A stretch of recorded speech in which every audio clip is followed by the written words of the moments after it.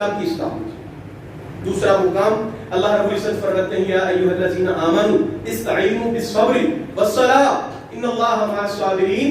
یہ قرآن کریم کا دوسرا کتاب ہے. مومنین کی جماعت مصیبت کے وقت میں اگر تمہیں ضرورت پڑے تو اللہ سے مدد طلب کرنی ہے. نماز کو پڑھ کے صبر کو کرنا. نماز پڑھ کے صبر، نماز پڑھ کے اللہ سے مدد طلب کرے، صبر کے ساتھ اللہ سے مدد طلب کرے. آپ قرآن کریم کی اس آیت کے ماں قبل ایک آیت کو دیکھیں. اللہ کہتے ہیں فَاذْكُرُونِي أَذْكُرْكُمْ وَاشْكُرُوا لِي وَلَا تَكْفُرُونَ. ماں بعد آیت کو دیکھیں وَلَنَبْلُوَنَّكُمْ بِشَيْءٍ مِّنَ الْخَوْفِ وَالْجُوعِ وَنَقْصٍ مِّنَ الْأَمْوَالِ وَالْأَنفُسِ وَالثَّمَرَاتِ وَبَشِّرِ الصَّابِرِينَ. اللہ نے تین آیتوں کا ایک حسین، ایک خوبصورت کمبینیشن بنا کے مومنوں مسلمانوں کو خطاب کیا. اللہ کہتے ہیں میرا ذکر کرتے رہو. میں نے تم کو کتاب دی، حکمت دی، نبی دے کے تم گمراہ تھے، تمہیں نبی کو بھیج کے ہدایت دی. تم قاتل تھے، ایک دوسرے کے حقوق کے مارنے غصب کرنے والے تھے، نبی کو بھیج کر تمہیں ہدایت دی. وہ عرب کے بدو، عرب کے صحراؤں میں پھرنے چلنے والے چور ڈکیت، ہم نے اس نبی کو بھیج کر تمہیں ہدایت دی. لہٰذا اس شکر کے اوپر، اس نعمت کے اوپر تم اللہ کا ذکر کرو. فَاذْكُرُونِي أَذْكُرْكُمْ وَاشْكُرُوا لِي وَلَا تَكْفُرُونَ. اللہ کا ذکر بھی کرو، اس کا شکر بھی کرو. ذکر اللہ کا، شکر اللہ کا، اللہ کی نعمتوں کے اوپر. اور مصیبت آئے اللہ مومنوں کو خطاب کہتے ہیں جیسے جنگ احزاب، مکہ کے مشرک، مدینہ کے یہود، مدینہ کے منافقین، تین جماعتیں مل کر مدینہ کے اوپر، مدینہ کی طرف قہر آلود نظروں سے دیکھ رہی تھی. مومنوں مسلمانوں کو خدشہ، ڈر تھا کہیں یہ ہمیں شکست نہ دے دیں، ہمیں اس میدان کے اندر شکست پاس نہ ہمیں ہو جائے. اس بات کا تمہیں ڈر تھا. اللہ کہتے ہیں استعینوا بالصبر والصلاۃ. صبر کرو، صبر تمہیں توکل کا فائدہ دے گا. نماز پڑھو، نماز تمہیں دل کی مضبوطی کے فائدے دے گا. استعینوا بالصبر والصلاۃ. اس حکم سے، استعینوا بالصبر کے حکم سے، والصلاۃ کے حکم سے پہلے بھی اللہ نے ذکر اور شکر کا معاملہ عطا کیا ہے. وہ فرمایا ہے شکر صبر کے ساتھ آتا ہے اور ذکر نماز کے ساتھ. اقیم الصلاۃ لذکری، 16ویں پارے میں سورۃ طٰہٰ کی ابتدائی آیات میں اللہ کہتے ہیں اقیم الصلاۃ لذکری، اے موسیٰ میرے ذکر کے لیے نماز کو قائم کرتے ہیں. ذکر کا معنی نماز ہوا اور شکر کا معنی صبر کے ساتھ. نعمت ملے تو اللہ کا شکر، نہ ملے تو صبر. اس لیے کہ حیات کی سختی آئے تو اس سختی کے اوپر تم صبر کرو. اللہ کہتے ہیں ہم تمہیں ضرور آزمائیں گے.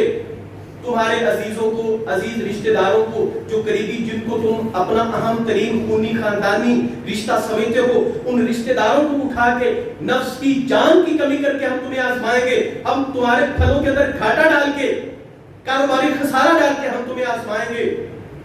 ہم تم پہ دشمن کا خوف مسلط کر کے تمہیں آزمائیں گے. ہم دیکھیں گے تم میں سے کون ثابت قدم ہے، تم میں سے کون رائے ہدایت کو چھوڑتا ہے. لیکن ثابت قدم رہنے کے لیے تم صبر کرو. صبر سے تمہارے اندر اللہ کا توکل، بھروسہ اور اس کا تقویٰ آئے گا. یہ تمہیں دشمن کے خلاف ڈٹنے کے لیے، مصیبتوں سے نمٹنے کے لیے، مشکل حالات کا سامنا کرنے کے لیے تمہاری مدد کرے گا اور تمہیں اس چیز کے اوپر موٹیویٹ کرے گا. بعض جاہل لوگوں نے، اگلے دن میں ایک مسلک کا نام تو نہیں لیتا، ایک مولوی صاحب کا میں بیان سن رہا تھا. وہ کہتے ہیں یا ایھا الذین آمنوا استعینوا بالصبر والصلاۃ. تم نماز سے مدد طلب کرو، صبر سے مدد طلب کرو. اب وہ اپنی رو میں پوری وہ لے کی کیفیت میں، اپنے راگ گیت میں وہ کہہ رہے تھے کہ جب نماز سے مدد طلب کرنا جائز ہے، جب صبر سے مدد طلب کرنا جائز ہے، تو پھر غوث پاک سے مدد طلب کرنا کیوں نہیں؟ جہالت کی انتہا ہے. یہی بات اللہ کہتے ہیں لقد یسرنا القرآن للذکر فہل من مدکر. قرآن آسان ہے، اس کو سمجھو، نصیحت حاصل کرو. قرآن اس لیے نہیں ہے کہ نماز اللہ کا حکم ہے، صبر اللہ کا حکم ہے، ان کو تھامو گے یہ اللہ کا حکم ہے، اللہ کی عبادت ہے. یہ آیات اس لیے نہیں آئی کہ ان سے غوث پاک کی مدد طلب کرنا اس کا جواز نکالا جائے.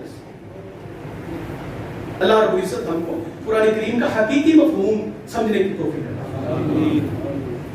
آگے چل کے اللہ تبارک و تعالی نے ان آیات میں یہ بات ارشاد فرمائی وَلَا تَقُولُوا لِمَن يُقْتَلُ فِي سَبِيلِ اللَّهِ أَمْوَاتٌ شہید جو اللہ کی راہ میں مارے جائیں ان کو تم مردہ نہ کہو. مردہ نہ کہنے کی ایک وجہ یہ تھی انسان کو عمومی طور پہ موت سے ڈر لگتا ہے. اللہ کہتے ہیں جو شہید ہو جائے اس کو مردہ نہ کہو. نبی اکرم صلی اللہ علیہ وسلم فرماتے ہیں صحیح مسلم کتاب الامارہ میں نبی اکرم علیہ السلام کی حدیث موجود ہے, جنت کے اندر سبز کلر کے چھوٹے چھوٹے پرندے ہیں, شہداء کی روح. یہ ہمارا جسم کوئی اس کی ذاتی حیثیت نہیں, یہ ایک روح کے لیے, روح کا سٹرکچر ہے, روح کی بلڈنگ ہے. روح اس بدن, یہ روح کو لیے چلتا پھر رہا ہے. اسی روح کو نکال کر جب شہید ہو جانے کے بعد نبی اکرم فرماتے ہیں صلی اللہ علیہ وسلم, اللہ اس شہید کی روح کو سبز رنگ کے پرندوں کے پیٹ میں ڈال دیتا ہے, اس کے جگر دل میں ڈال دیتا ہے. یہ جنت میں سارا دن گھومتے رہتے ہیں, نعمتوں کو کھاتے رہتے ہیں. ان کے لیے اللہ نے جنت کی قندیلیں بنائی ہیں, روشن قندیلیں. یہ ان کے اندر سارا دن سبزہ جنت کی نعمتیں کھانے کے بعد آ کے پھر ان قندیلوں کے اندر آرام کرتے ہیں. بات یہاں پہ ختم ہوئی. جو صبر کرے, شکر کرے, اللہ کی آزمائش پہ پورا اترے, اللہ مرنے کے بعد بھی اس کو زندہ کرے. اللہ کہتے ہیں شہید ہونے کے بعد بھی ہم نے تمہارے لیے مرنے کا لفظ نہیں پسند کیا. اولئک علیہم صلوات من ربہم, یہ شکر کرنے والے, یہ ذکر کرنے والے, یہ صبر کرنے والے, یہ شہادت کے راہ کو اختیار کرنے والے, یہ وہ لوگ ہیں ان کے اوپر اللہ کی برکتیں ہیں, اللہ کی رحمتیں ہیں, اللہ کے ان کے اوپر سلامتی نازل ہوتی ہے. اولئک علیہم صلوات من ربہم ورحمہ واولئک هم المہتدون. یہ وہ لوگ ہیں جن کو اللہ نے ہدایت دی ہے, ہدایت کے راستے کے اوپر چلایا ہے. ہمیں اللہ رب العزت ہدایت کے راستے کا راہی کرے. ہم سب کو قرآن کریم کے حقیقی جو مفہوم ہیں, ان کے حقیقی مطالب ہیں, ان کو سمجھنے کی توفیق عطا فرمائے.